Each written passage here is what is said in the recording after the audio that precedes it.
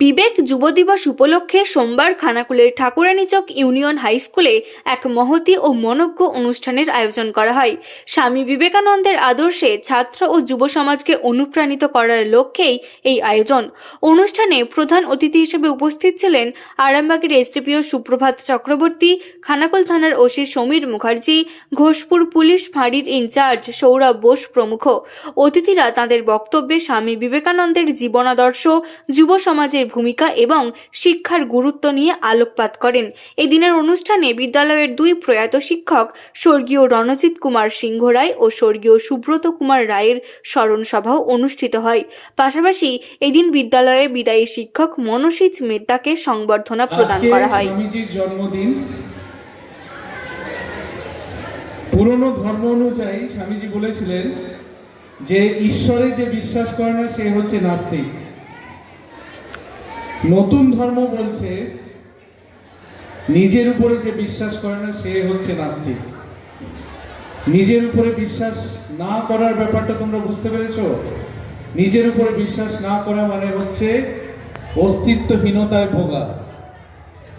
তোমাদের মধ্যে প্রচুর শক্তি আছে, সেটা তোমরা যতক্ষণ না নিজের ভেতর থেকে রিয়েলাইজ করছো, দেখবে পৃথিবীতে একজন দুজন মানুষই থাকে যারা গোটা পৃথিবীটাকে চালায়, বাকিরা বোকার মতন তাকে অনুসরণ করে। এটাকে বলা হয়, আমরা বলি না যে পরাধীনতা, তারপরে স্লেভারি। স্লেভারি বাংলা জানো? স্লেভারি বাংলা কাকে বলে? দাসত্ব। শুধু কি দেশের যারা আছে আমরা, তারা কি সত্যি মানে আমরা বলি যে আমাদের দেশ স্বাধীন হয়েছে, কিন্তু আমাদের মানসিক দাসত্ব কতটা সেটা তোমরা প্রতিনিয়ত অনুভব করবে। তার কারণ হচ্ছে দেখো, কয়েকটা অ্যাপ তৈরি করে রেখেছে সেই পশ্চিমের কয়েকটা দেশ, যেমন টিকটক, ইনস্টাগ্রাম, ফেসবুক। অথচ দেখো আমরা মানসিক দাসত্বের কিরকম শিকার হয়েছি, যে এগুলোর পিছনে আমাদের সারাদিনে কত ঘন্টা চলে যাচ্ছে আমরা নিজেরাও সেটা বুঝতে পারছি না। এটাও এক রকমের দাসত্ব, এটা হচ্ছে মডার্ন দাসত্ব। এবং এই স্বামীজির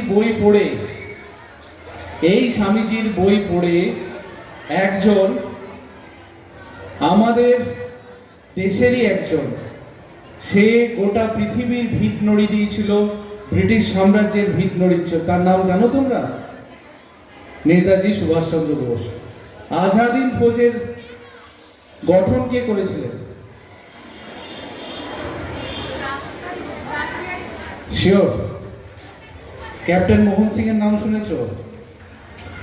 আচ্ছা, কিন্তু নেতাজি সুভাষচন্দ্র বোস একদিন তার বন্ধুর বাড়ি গিয়েছিলেন, সেখানে স্বামীজির প্রচুর বই দেখেছিলেন। এবার বই পড়া শুরু করেন উনি, এবং উনি নিজে লিখেছেন যে ওই বই উনি গোগ্রাসে পড়তে শুরু করেন, এবং তারপরে তার মধ্যে থেকে যে স্ফুলিঙ্গর বিচ্ছুরণ হয় তা ইংরেজ সাম্রাজ্যবাদের ভিত নড়ি দিয়েছিল।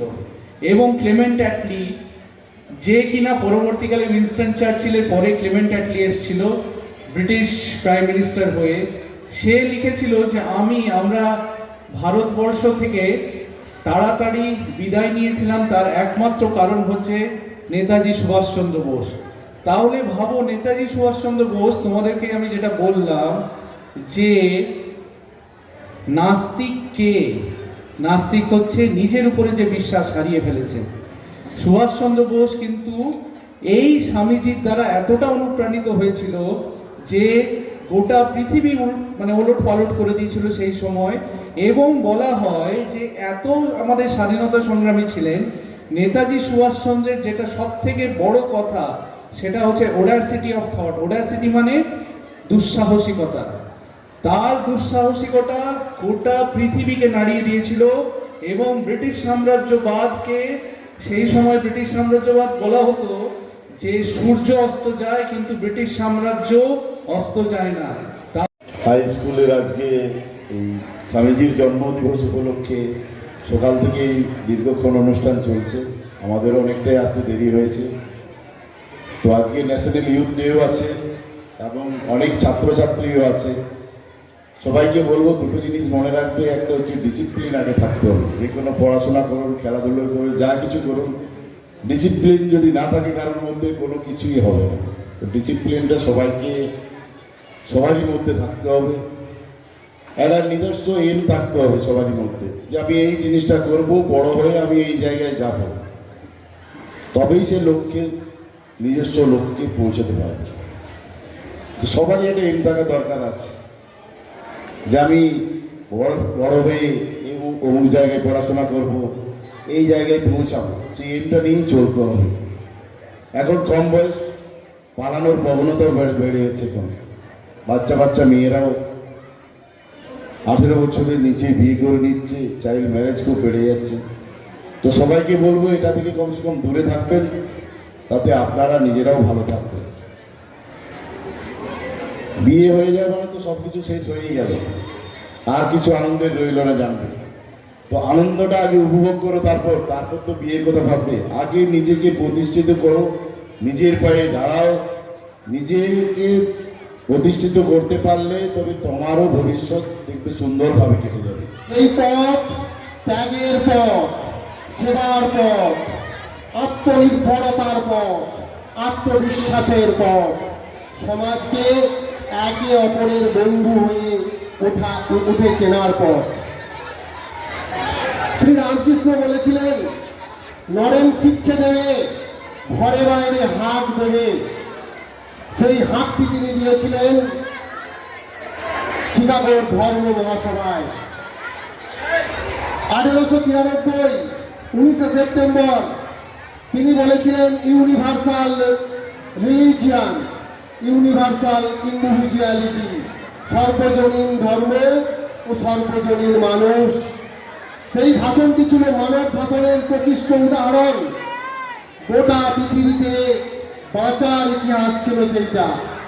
শিকাগোর বক্তব্যটি সম্বন্ধে অ্যানি বেসান্ট লিখছেন, শিকাগোর ঘন আবহাওয়ার মধ্যে এক জ্বলন্ত ভারতীয় সূর্য।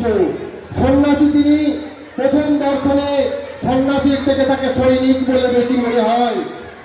দেশ ও জাতির গর্ব ফুটে উঠেছে তার রেখায় রেখায়। ভারতের নামে মানুষের বাণীকে তিনি বহন করেছেন। সকল দেশের রানীর মতো যে দেশ, সেই দেশের কথা স্মরণ করেছেন। নিউনুর সোফা সেন্টার, এখানে সমস্ত রকম সোফা পাইকারি ও রিটেলে বিক্রয় করা হয়। সমস্ত সোফা নিজস্ব কারখানায় তৈরি করা হয়। প্রোপাইটার হানিফ হোসেন খাঁ ও রুহুল হোসেন খাঁ, বড়ডোঙ্গল হাটতলা সিনেমা হলের সন্নিকটে, হুগলি। যোগাযোগ 7797170093 এবং 9382003105।